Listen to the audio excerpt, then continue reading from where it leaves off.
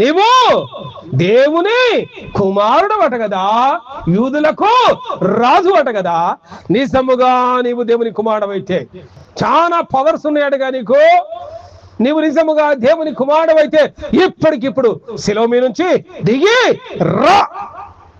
నీ శిలువ మీద నుంచి నువ్వు దిగొస్తే మేమందరం ఇప్పుడు నీవు నిజంగా దేవుని కుమారుడని నమ్ముతాం అని అన్నారు. అవమానపరుస్తున్నారు. మరి దిగిరావచ్చుగా. ఒకవేళ దిగొచ్చారు అనుకో, ఆడ ఎంత పెద్ద గుంపు ఉంటుంది ఆడ, అంటే రోమా నగరంలోని కొంతమంది. ఊర్లో పంచాయతీ ఉంటే ఊరంతా రాదుగా, ఆ పంచాయతీ ఇష్టం ఉన్నోళ్ళే వస్తారు కానీ ఊరంతా రారుగా. అక్కడ రానో వారు ఉన్నారు, సైనికులు ఉన్నారు, శాస్త్రులు, పరిసయ్యులు, యూదులు, ఇజ్రాయేలు ప్రజలు ఉన్నారు. మొత్తం కలుపుకుంటూ 200 మందో 300 మందో ఉంటారు, అంతకుమంటే ఎక్కువే ఉన్నారు. ఆయన ఒకవేళ శిలువ మీద నుండి దిగొచ్చిండు అనుకో, అమ్మా నిజంగా దేవుని కుమారుడే రాని ఇప్పుడు ఎంతమంది నమ్ముతారాడా? ఆడకున్న ఒక చిన్న గుంపు, ఒక 200-300 మంది మాత్రమే ఆయనను నమ్మగలరు. కానీ తర్వాత తరం ఇచ్చిట జరిగిందిరా అంటే నమ్ముతారా? ఇక మిగతా వాళ్ళకి మరి రక్షణ లేదుగా. మిగతా మానవాళికి మరి భారతదేశంలో మన పరిస్థితి ఏంది, అమెరికా వాళ్ళ పరిస్థితి ఏంది, ఆస్ట్రేలియా, ఇంగ్లాండ్, మిగతా దేశాలు లేవా?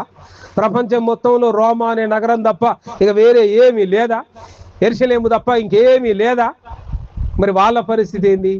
ఆయన అదే శిలువ మీద లోక పాపమును మోసుకొని పోవుచున్న దేవుని గొర్రెపిల్లగా ఆయన రక్తాన్ని కారుసే సర్వ మానవాళి ఆ రక్తాన్ని పట్టి ఈ రోజు వరకు కూడా రక్షణ పొందుతుంది. హల్లెలూయా. అది నిన్న కాలంలో పొందారు, నేడు కాలంలో పొందుతున్నారు, రేపు రాబోయే తరాలు, ఈ యుగం యొక్క అంతము వరకు, యేసు ప్రభువు యొక్క రాకడ వరకు కూడా ప్రజలు ఏం పొందగలరు? ఆ యేసు రక్తము ద్వారా విమోచన పొందగలరు, క్షమాపణ పొందగలరు, రక్షణ పొందగలరు. హల్లెలూయా. ఇప్పుడు ఏది గొప్పది? ఈ 200-300 మందిని రక్షించడం గొప్పదా, సర్వమానవాళిని రక్షించడం గొప్పదా? ఆ ప్లేస్ లో నువ్వే ఉంటే నువ్వేం డిసైడ్ చేసుకుంటా?